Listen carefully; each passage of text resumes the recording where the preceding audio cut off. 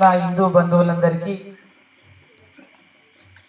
81వ హనుమాన్ చాలీస పారాయణానికి వచ్చినటువంటి అమ్మలకు అక్కలకు అందరికీ నా హృదయపూర్వక నమస్కారాలు. జై శ్రీరామ్, జై శ్రీరామ్, జై బజరంగబలి హనుమాన్కి, జై బజరంగబలి హనుమాన్కి, భారత్ మాతాకి, భారత్ మాతాకి. చూడండి, ఈరోజు ఒక చిన్ని కథ.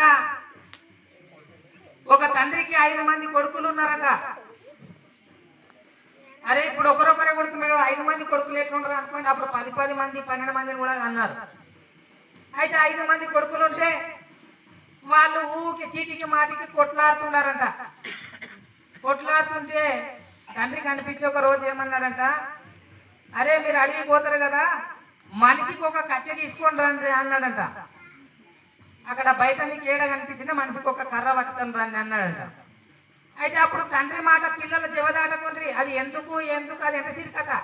నాయన చెప్పిందంటే తప్పకుండా తెచ్చేవాళ్ళు. అయితే ఏం చేసిండ్రు, అందరూ తల ఒక కర్ర పట్టుకొని వచ్చిండ్రు.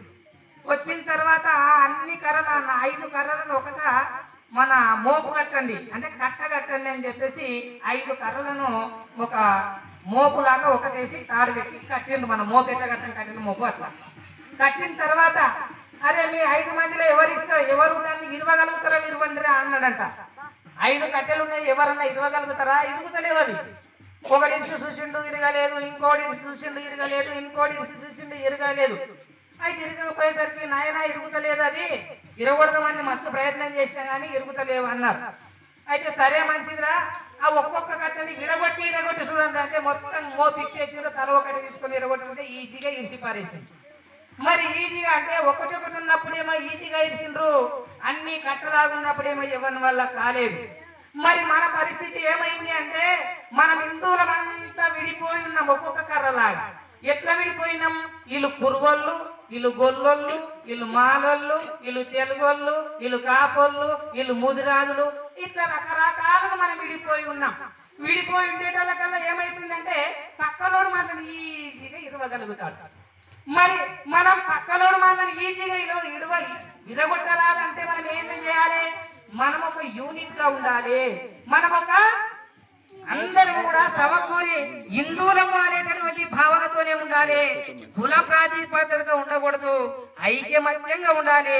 మన కులము మనము ఎప్పటి వరకు అంటే గడప లోపల ఉన్నంత వరకే మన కులము, గడప దాటితే మనం అందరం కూడా హిందువులము. అయితే చూడండి, గడప లోపల మన కులము, గడప దాటితే హిందువులం.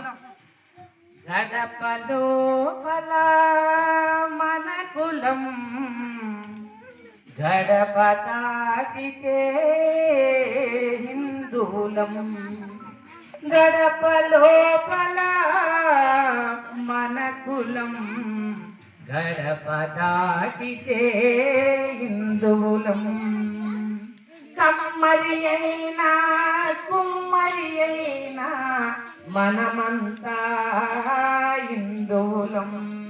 కమ్మరి అయినా కుమ్మరి అయినా మనమంతా హిందువులం. మునుర్కా పైన ముదిరాజైనా మనమంతా హిందువులం. మనమంతా హిందువులం. మాల అయినా మాదిగ అయినా, మాల అయినా మాదిగ అయినా మనమంతా హిందువులం. మనమంతా హిందువులం. బొట్టు పెట్టిన ప్రతి ఒక్కరూ, బొట్టు పెట్టిన ప్రతి ఒక్కరూ మనదందరిది ఒకే కులం, మనదందరిది ఒకే కులం. మనమంతా హిందువులం. మనమంతా హిందువులం. మనమంతా హిందువులం. కులాలను మతాలను అంత పక్కకెట్టేసేయాలి. పక్కకెట్టి మనమంతా హిందువులం అనేటటువంటి మనం ఒక యూనిట్ గా ఎప్పుడైతే తయారైతామో అప్పుడే మన ధర్మాన్ని మనం కాపాడుకోగలుగుతాం. చూడండి, మరి ఇంకా ఇటువంటి ప్రయత్నములు మనం ఉండాలి. మన పిల్లల్ని మనం ఈ రోజు ఇంతమంది వస్తున్నారు, ఇక్కడ హనుమాన్ చాలీస చదువుతున్నారంటే మనము ఒక కోడంగల్ మండలంలోనే ముందంజలో ఉన్నాం. మనం ఎప్పుడైతే హనుమాన్ చాలీస ప్రారంభం చేసి 81 వారాలు పూర్తి చేసుకున్నది, మనం ప్రారంభం చేసిన తర్వాత ఇతరత్ర గ్రామాల్లో కూడా మన వీడియోలు చూసి అరే వాళ్ళు బాగా చదువుతున్నారు, మనం కూడా చదవాలని చెప్పేసి వాళ్ళు కూడా కోడంగల్లో ఇతరత్ర గ్రామాల్లో కూడా మనల్ని ప్రేరణగా తీసుకొని ఎంతో మంది హనుమాన్ చాలీస చదువుతా ఉన్నారు. మరి హనుమాన్ చాలీస మనం ఎందుకు చదువుతా ఉన్నామంటే హనుమాన్ చాలీసకు ఇక్కడ రావడం వల్ల కొంత భక్తి మనకు ఏర్పడుతున్నది. మళ్ళీ ఇక్కడ మనం కొన్ని కొత్త విషయాలు తెలుసుకుంటున్నా ఉన్నాము. ఇప్పుడు అమ్మా నాన్న ఫౌండేషన్ కి సంబంధించినటువంటి ప్రవీణ్ గారు కొన్ని కొత్త విషయాలు చెప్పారు. ఇట్లా రకరకాలుగా ఒక్కొక్క వారం ఒక్కొక్క వ్యక్తి వచ్చి ఇక్కడ మనకు కొన్ని విషయాలు తెలియని విషయాలను తెలియజేస్తున్నారు. మన ధర్మం గురించి తెలుసుకుంటున్నాం, మన కట్టుబాట్ల గురించి తెలుసుకుంటున్నాం, మన ఆచారాల గురించి తెలుసుకుంటున్నాం. అట్లా మన ప్రయత్నం మనం చేస్తూ ఉండాలి, మనం దినదిన అభివృద్ధి చెందుతూ ఉండాలి, మన కట్టుబాట్లను మనం పాటిస్తూ ఉండాలని చెప్పేసి ఇక టైం అయిపోయింది కాబట్టి ఎక్కువ టైం తీసుకోరాదు కాబట్టి ఇక్కడితో నా ఉపన్యాసాన్ని ముగిస్తున్నాను.